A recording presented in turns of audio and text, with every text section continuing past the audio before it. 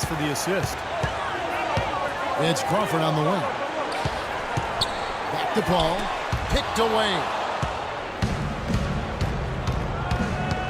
Now, here's Exum. Guarded by Crawford. Exum's shot is off.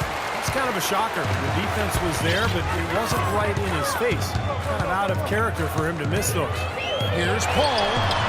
Again, Los Angeles. Jazz trail by 17. And Paul over to help. And a nice shot by Booker. Booker's got 4 this quarter. You know, he's knocking down his shots today, but it hasn't really translated to the scoreboard yet. That bucket in no time at all. This guy's really flowing with his stroke right now. He hit one earlier, and now he has 3 in this half. Here's Smith. The fast break ends at the rim of the jam. Yeah, he put himself in great position to finish that break off, guys. Yep, right to the rack. Jazz have gone 3 of 4 in field goal attempts since getting things started here in the fourth. Chris Paul with the best assist-to-turnover ratio in the league last season.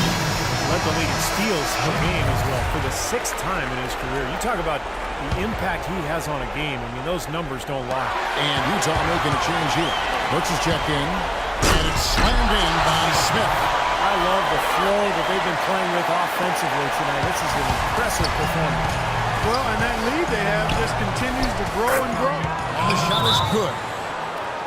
And Chris Paul's strength so underrated. When he talked about his ability, Clark, to protect the ball offensively and create steals at the other end, that plays a big role, wouldn't you say? Yeah, strength is so valuable, no matter what position you play. And being a smaller point guard, his strength and quickness allow him to always be on balance. You really see Chris Paul out of control or off balance. And that's part of his brilliance and greatness.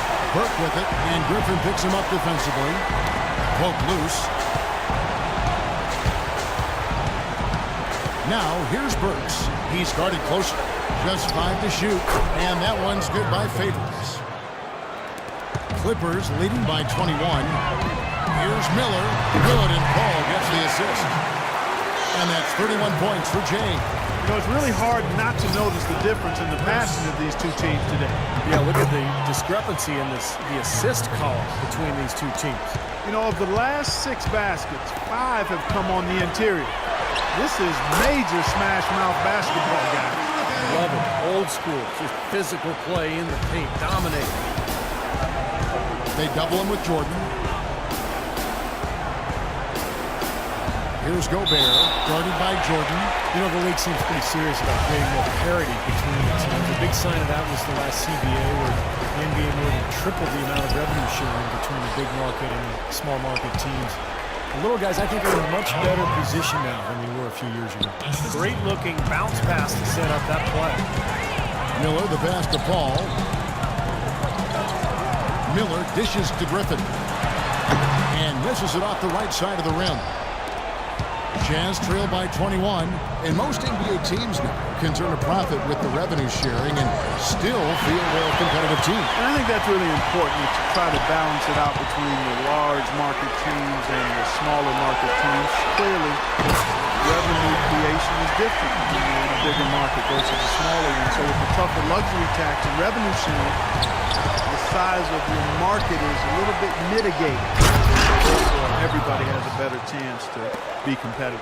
He's done a ton to help his team, guys, and he may have to do more if they're going to come back and win.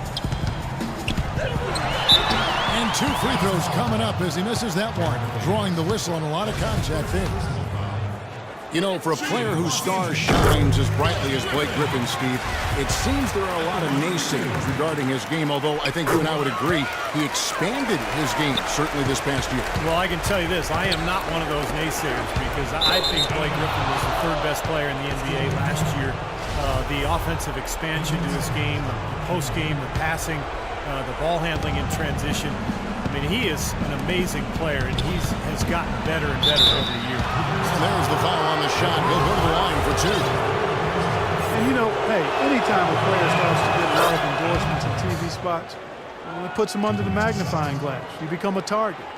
Other players see Blake Griffin on that pedestal, and they're not going to hesitate sometimes to try to take him down a peg. Then for Griffin, an all-star from his rookie season. The spotlight came early, but it hasn't taken away from his competitive drive. And I think the criticism he's faced, fair or not, will only spur him to greater heights. And Favors kicks to Burke. Favors with a screen on Paul. Back to Favors. He goes in for the dunk. That was a dynamic two-hand dunk there. Right in the face of the defender. That was a tough, gritty finish. And slam dunk by Johnson. Nasty. Absolutely filthy. And the building is stunned, partner. He dug deep into his bag of tricks there. I hope he keeps that one handy. I want to see that again. Utah calls timeout. You know, sports medicine, really a key part to keeping NBA players on the court. It's getting so advanced, as are most things when it comes to performance and performance enhancement. But I read recently that they've discovered a new knee ligament. You think they have it all mapped out by now, but apparently not. They continue to make new discoveries.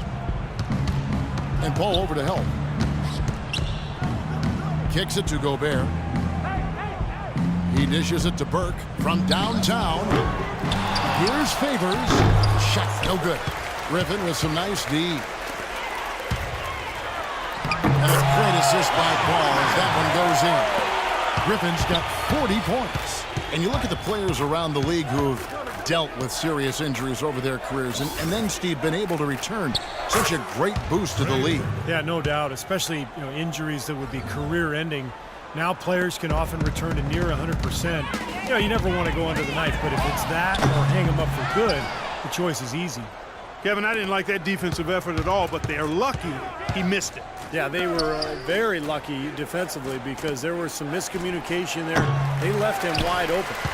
Los Angeles has gone to three-point range for 12 of their points in the final quarter on 4 of 5 shooting. One team is just completely outclassing the other tonight. Spirited performance, and it really ignited what is turning out to be a monster win here for the Clippers. You're right, Steve. It was a standout performance across the board. They were just, at times, Clark, it seemed toying with it. Yeah, like watching a cat play with a mouse, Kevin, quite honestly. They were able to do more or less, whatever they wanted to do. And so checking out their record tonight, that'll mark win number 32 overall. Now they're on the brink of sweeping the season series with this club. Once they polish off this win, there's just one more to go. And it's not a short series either, Steve. It's a 4-game. How much do you think they'll be looking forward to that 4th game? I'm guessing a lot. Beyond the actual result of this game, I think fans are going to look back and see this was just a monstrous performance for Paul.